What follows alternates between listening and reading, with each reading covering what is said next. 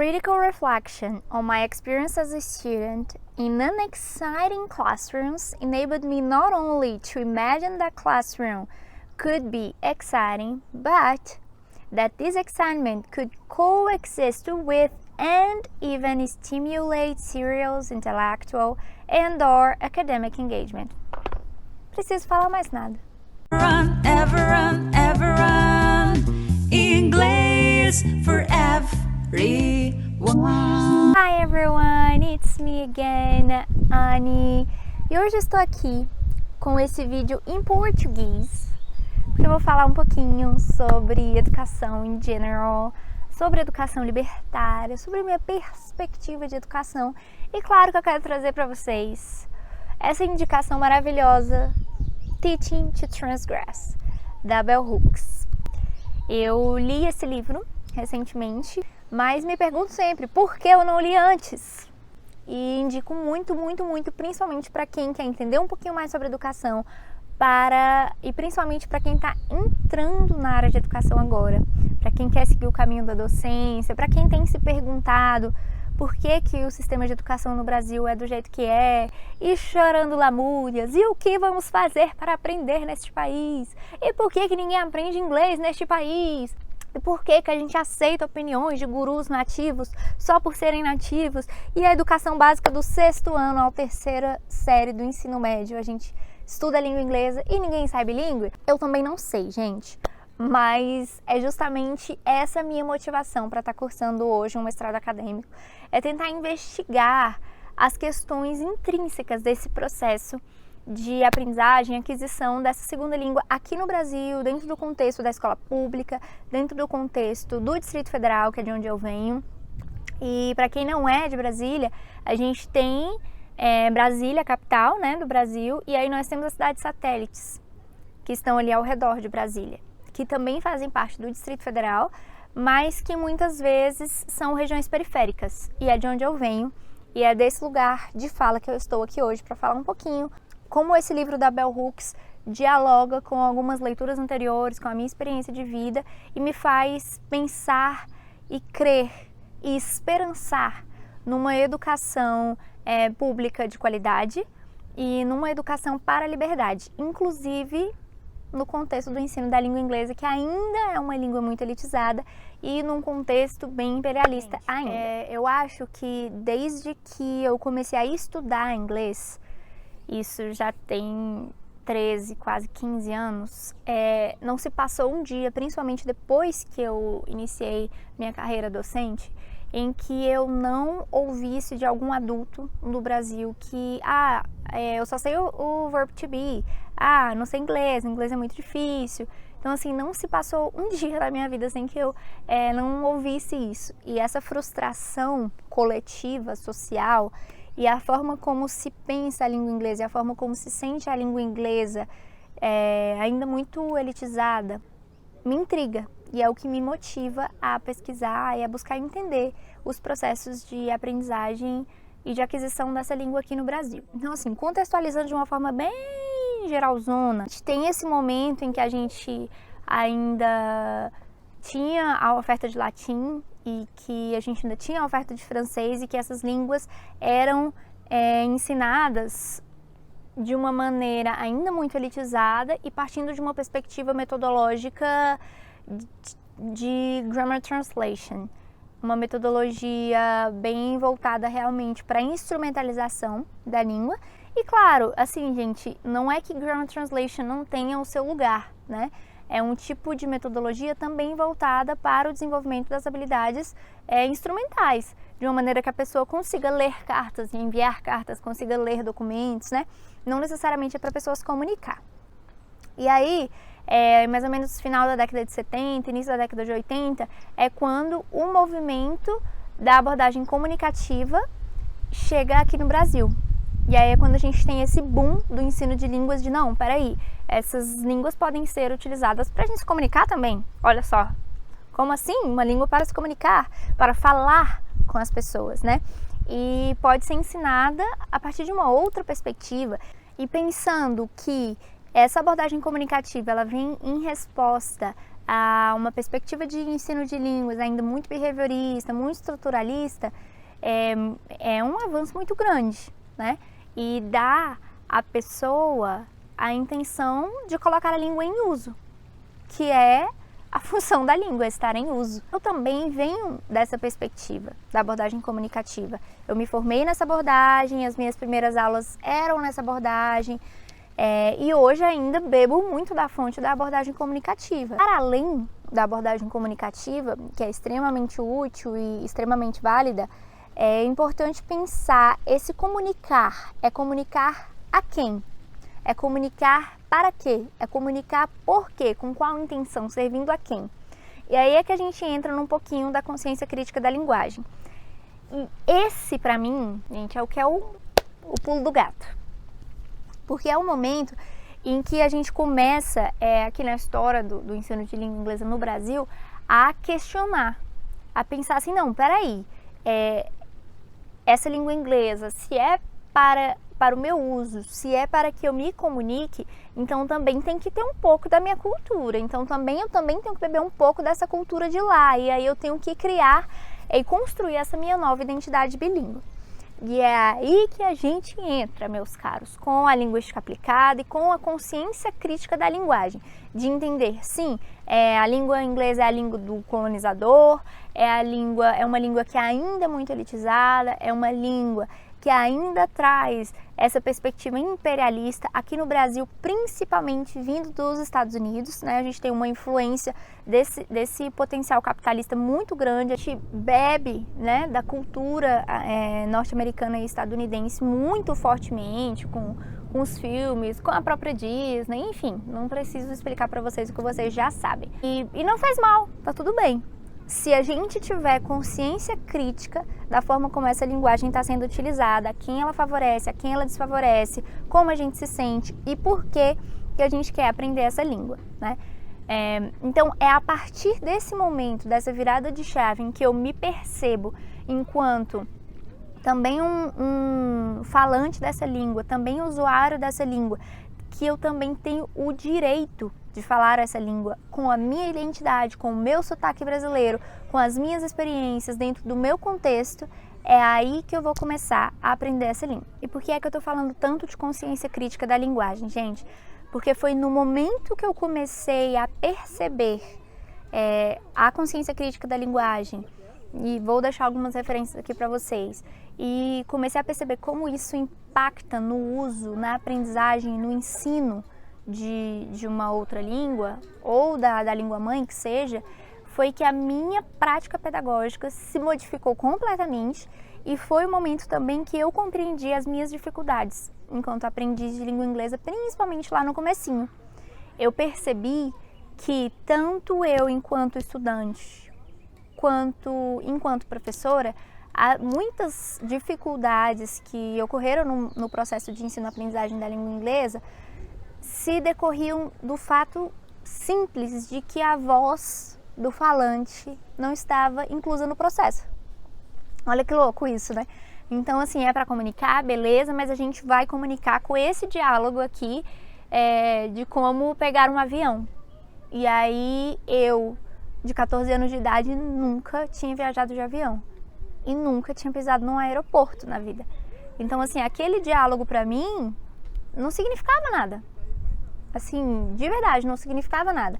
Mas na época eu queria muito mandar uma mensagem para Demi Lovato, por exemplo, no Twitter. E assim, isso não era considerado na minha aula. É claro que assim, o professor não tinha como suprir as demandas de todos. Mas vocês entendem? Eu me lembro muito dessa aula do aeroporto especificamente, porque assim, tinha vocabulário lá, tinha vários vocábulos que eu não conseguia compreender o vocábulo porque eu não sabia a palavra em português. Então assim, embarque, ok, eu compreendo o que é um embarque, mas na época para mim, portão de embarque, eu não sabia se era um portão que as pessoas passavam, se já era o portão que o avião passava.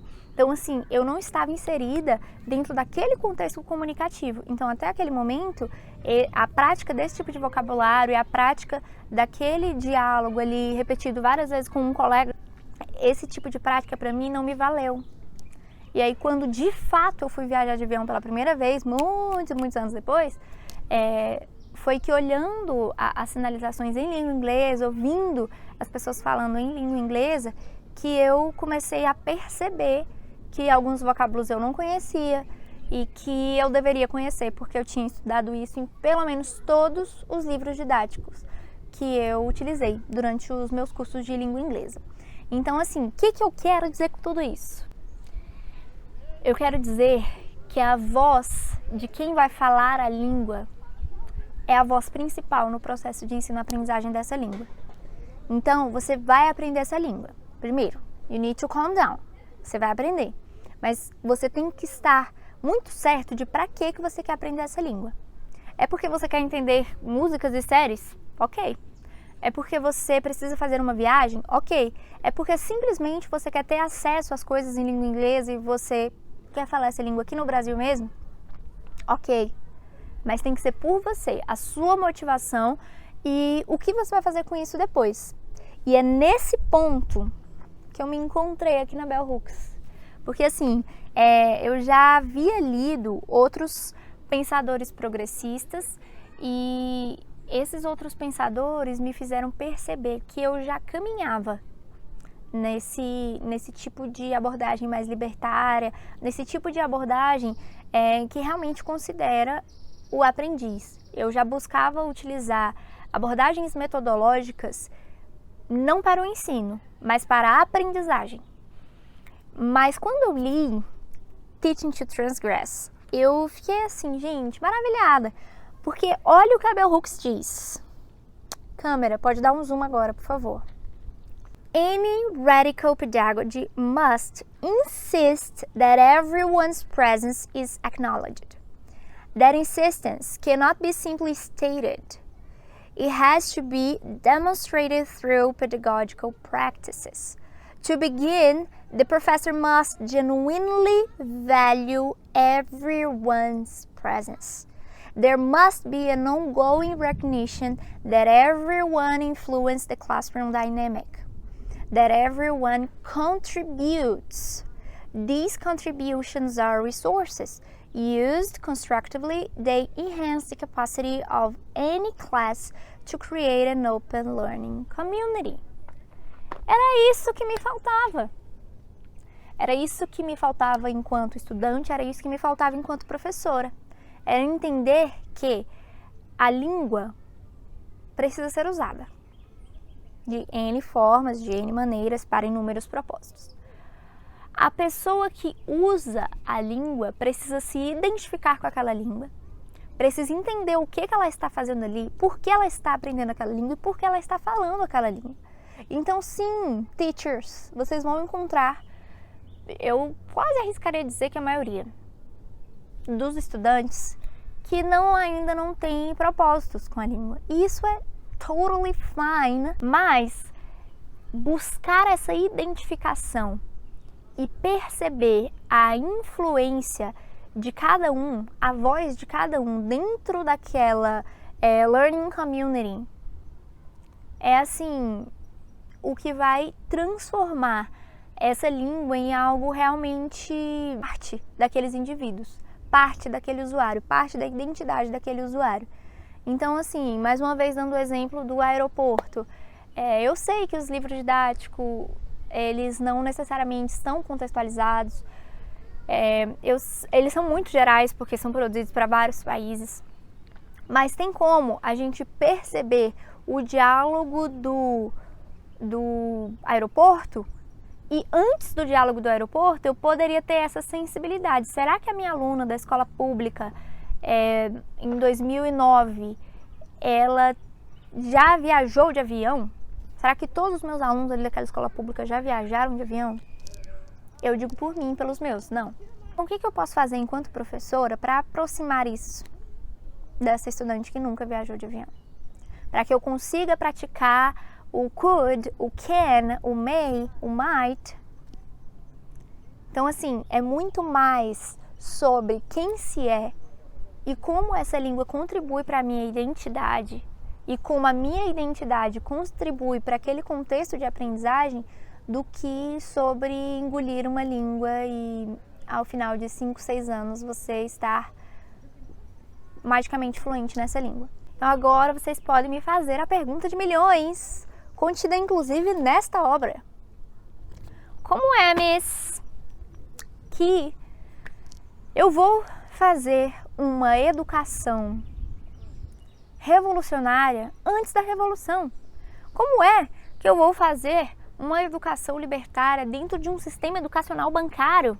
A gente tem que começar hoje, na esperança, no esperançar de que a gente consiga atingir essa educação libertária. Então, o que hoje eu posso fazer para democratizar o acesso da língua inglesa, para desmistificar o processo de ensino-aprendizagem dessa língua e para potencializar esse processo aqui no Brasil, principalmente dentro da educação básica pública. Parar de falar sobre a língua e usar a língua.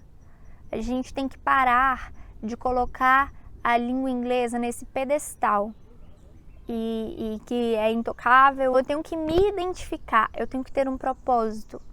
E esse vídeo serve para os teachers, para os students, para todo mundo. Porque se você, enquanto estudante, se vê numa situação em que você não está numa comunidade de aprendizagem, que você não é ouvido, em que as suas necessidades não significam nada para aquele ambiente, então o problema do ensino-aprendizagem não está com você. Esse contexto não está favorecendo. E aí você pode contribuir com esse contexto. Ou, se for, por exemplo, um curso privado que não esteja funcionando essa metodologia para você, você pode se retirar do local, né?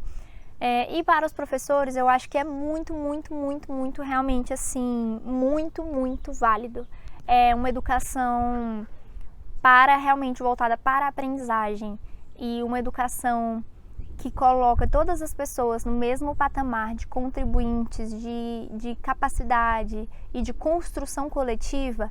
Essa educação tem muito potencial para construir não só indivíduos mais seguros de si, mais libertos, indivíduos que têm condições de construir algo, mas para construir uma sociedade mais harmônica, de forma que todas as potencialidades sejam exploradas. Quando a gente trabalha a partir de uma perspectiva libertária, de uma perspectiva com protagonismo de todos, a gente constrói juntos uma sociedade mais igualitária e a gente coloca realmente a educação a serviço da sociedade, de forma que é uma devolução.